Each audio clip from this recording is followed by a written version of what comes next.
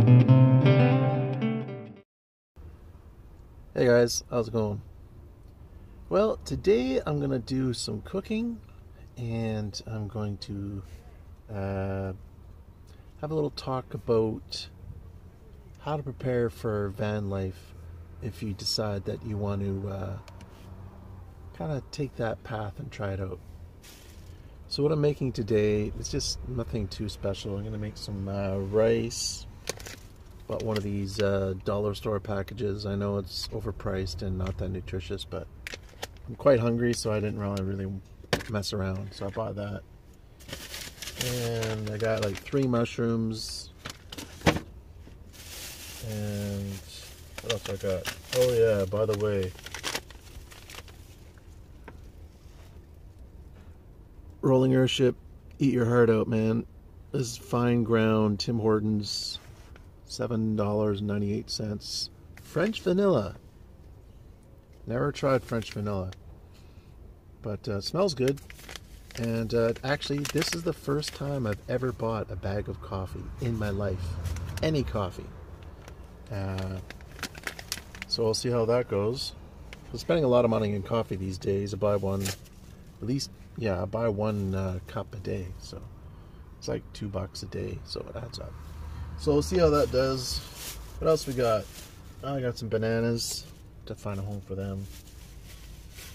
Also have some broccoli, little tiny bit. And got a bunch of oranges in here. Got some apples. And walnuts. So that's what I'm having. Mushrooms, broccoli, rice, walnuts. Oh, and I got a can of corn in here somewhere. I'm going to add some corn too. Peaches and cream, finest quality. Then, since I don't really have a coffee maker in the van, I'm just going to try putting like a couple tablespoons in these filters. I know that you can buy the ones that it's kind of like a filter built into this contraption that you can just keep it in the coffee cup. But then I have to clean that coffee out of that filter thing, and I think that's going to be very difficult to do since I don't have a sink and I have no plans of getting a sink. So this is not as good for the environment, but I'll try it, see what happens. I also bought some of this deluxe style vegan mac and cheese. It's like $4 a box on sale. Usually way more than that. Never tried it, but I thought, you know, that's 300 grams. That's quite filling, and that'll make an easy, cheap dinner. I know it's $4 for pasta, but you know, what can you do? So, enough chit chat about the food. I'm just gonna cook it, and you guys can watch. And this is like one of the few times I've actually cooked in my van, so that's fun. I'm gonna move these out of the way so I don't catch them on fire. So, you ever make a video and then somebody calls you while you're making the video? Well, that's just what happened to me. So, unfortunately, that means I'm not going to be showing you what I'm cooking or what I cooked, because while I was talking to my friend for like half an hour, I made my dinner and ate it. So, sorry. Check it out. Put my base up here. Got this little strap up here. It's hard to see, probably. A parachute clip thing. Works pretty good. Stable. Easy to use, out of my way. So, getting back to what I intended for this video to be about.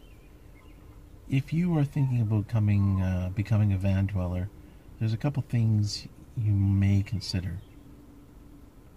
Number one, if you are young and you don't have any training or education, even if you're not that young, maybe you're in your 40s, if you're in a situation where you can stay where you are and get some training in something specialized, I would highly recommend it, especially online where you can be working remotely. But even if you could, like, you know, if you're have interest in being an electrician or a carpenter, those kind of guys can get jobs quite easily because it's a sought after skill, rather than just being a guy who's going to work at the dollar store, for example, when you don't really have a lot of skills. If you know how to build things, or if you have a trade like an electrician or something like that, I don't know what else, plumber maybe not a plumber, but you know, there's always going to be work for you.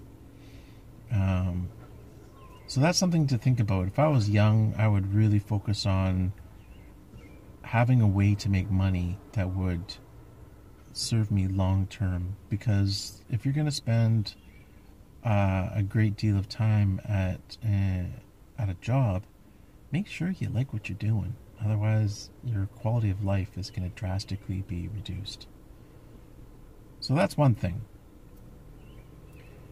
The other thing I was going to say, one idea that you could do is, if you're not sure if a van is going to be too small for you, what you can do is you can take one room of your house or apartment, and, you know, the average of a regular full-size cargo van is about 9 feet long by about 6 feet wide.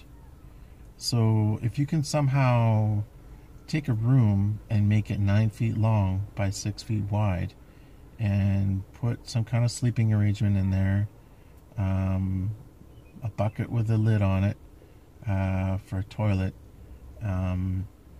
somewhere to cook, and put it in that small space, and your clothes and everything you think you're going to need, you will learn quickly if the van is going to be okay for you, or if you're going to be like, this is way too small, I can't handle it. So that's an idea that I had, that that would be a good idea. I mean, you could do anything from, like, put some blankets, hang some blankets off a ceiling, so you can make yourself a little rectangle, or I don't know, there's lots of different ways to do it.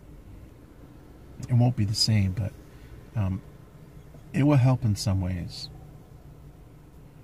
Anyways, guys, I think it's going to do it for this one. Thanks for watching. Take care. Have a good night.